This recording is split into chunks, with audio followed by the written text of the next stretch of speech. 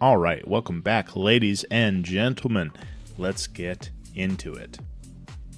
So, one of the main factions of the Imperial remnant left to vie for control of the galaxy after the fall of Palpatine at Endor was the Pentastar Alignment.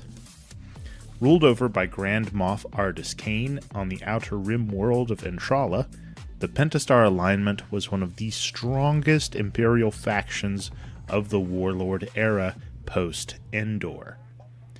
And the governing body of the alignment was divided up into two arms, Order and Enforcement. The Enforcement wing of the government was comprised of naval vessels whose primary purpose was to patrol and police the entirety of the Pentastar's territory, which was a majority of the Outer Rim territories in the galactic north. Now, this enforcement fleet was mostly made up of hundreds of Enforcer-class picket cruisers produced by one of the alignment's foundational companies, Jameis Shipyards, which was a subsidiary of Kuat Drive Yards. Now, with the alignment having such a large territory, one that which Ardus Kane mostly inherited with his promotion to Grand Moff after the death of Wilhuff Tarkin, there would be a small handful of cruisers patrolling each sector continuously. Now, this was an impressive feat in itself, with the galaxy being as vast as it is, and each faction having thousands of worlds in their domain. So patrol and defense fleets were often very small, regardless of who was in control. Even the Empire at the height of its power, with its tens of thousands of Star Destroyers and hundreds of thousands more support ships, they could only manage to have a very small number of ships either moored at one sector at a time, or at the least on constant patrol. It therefore would not be too odd to see only one light cruiser with a fighter escort, or a single Star Destroyer per sector.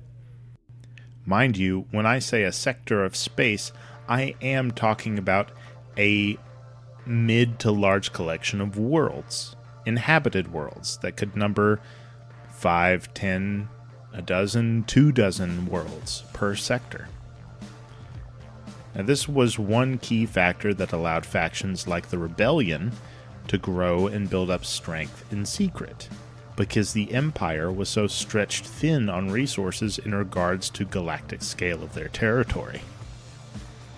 Now, the second arm of the Pentastar Alignment was the Chamber of Order, the governing body comprised of the major business officials and Moffs headed by Kane himself.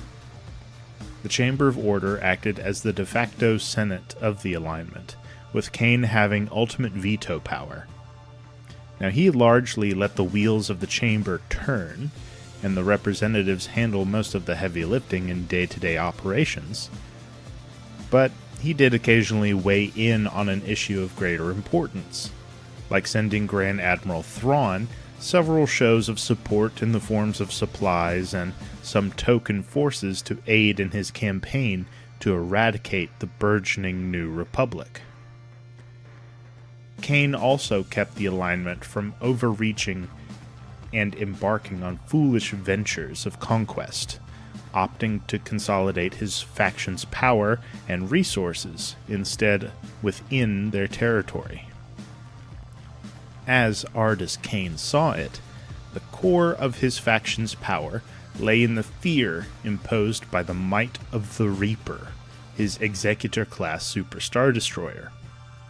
Now, being a very cautious man, Kane would keep a constant support fleet enveloping the Reaper, especially with the Rebellion constantly growing as a threat and taking out warlords, moffs, and other key Imperial officials like Isani Isard and Grand Admiral Thrawn.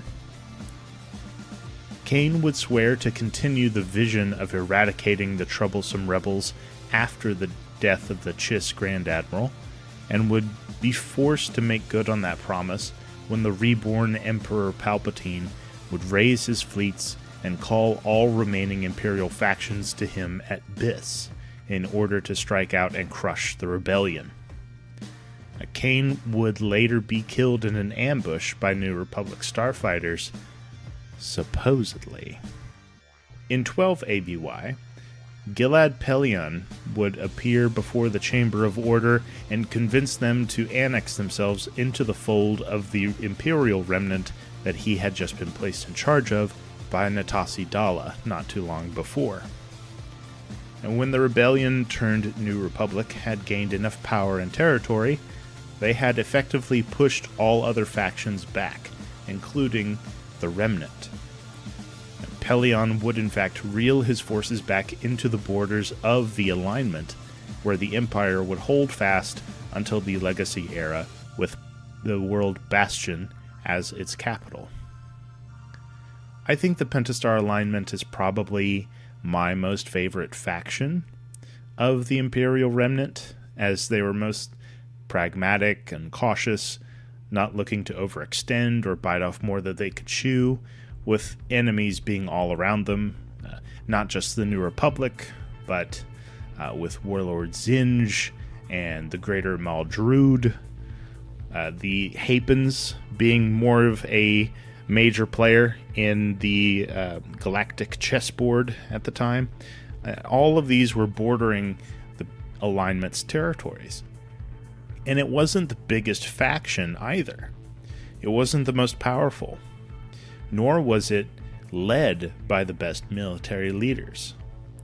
But it was, overall, the faction that employed the strategies I would have mostly used in a galaxy so divided and embroiled in war on all sides.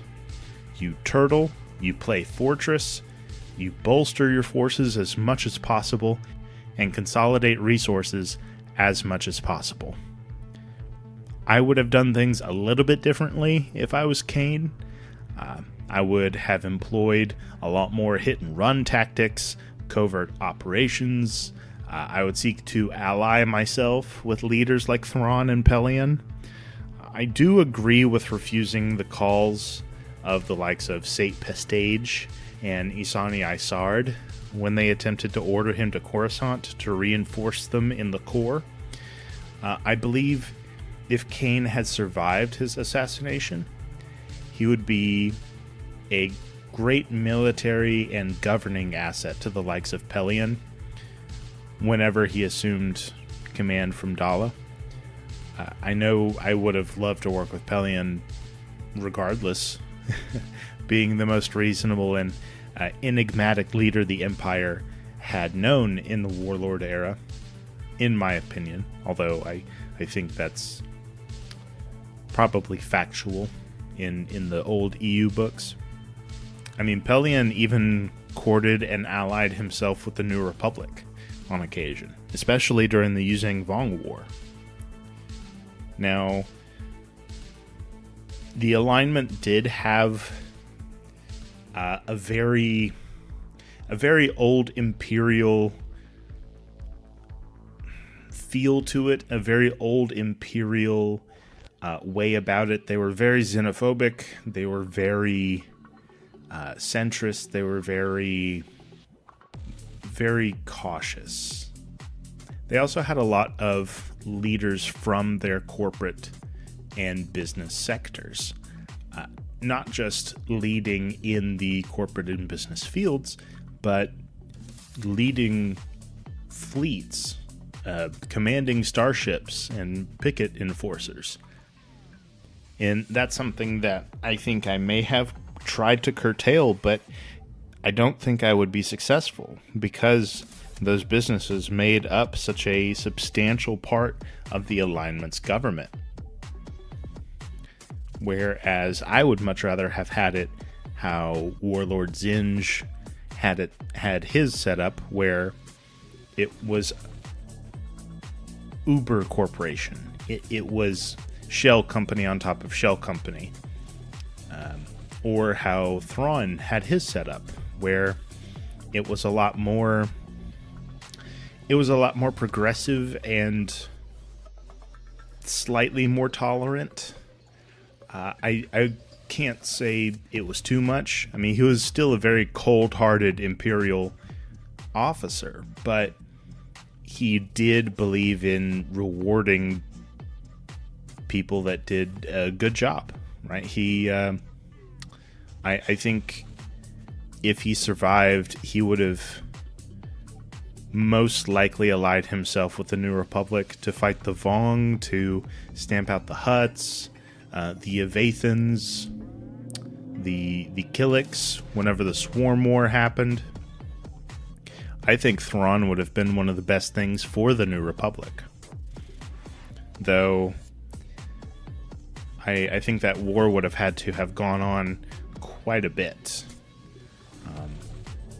Maybe Thrawn bucks against the Emperor whenever the reborn Emperor comes about at Biss, and Thrawn loses and has to be scooped up by the New Republic, and maybe that's how the New Republic wins in an alternative scenario.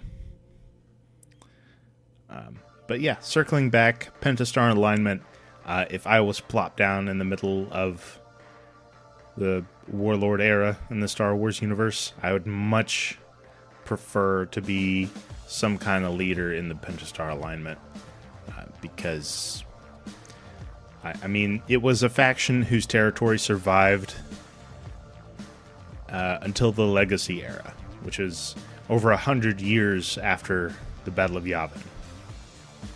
Deals with like Luke Skywalker's grandson or great-grandson, something like that. Yeah, but that is all I had for today, guys. I am going to be covering the other Imperial factions, maybe the other factions in general, including the Avathans, Vong, Killiks, Hutts.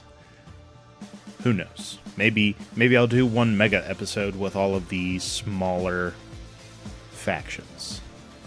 But that is all I had for today, guys. So, check back in for more Sci-Fi Unchained. But for now, live long and prosper, my friends, and may the Force be with us all.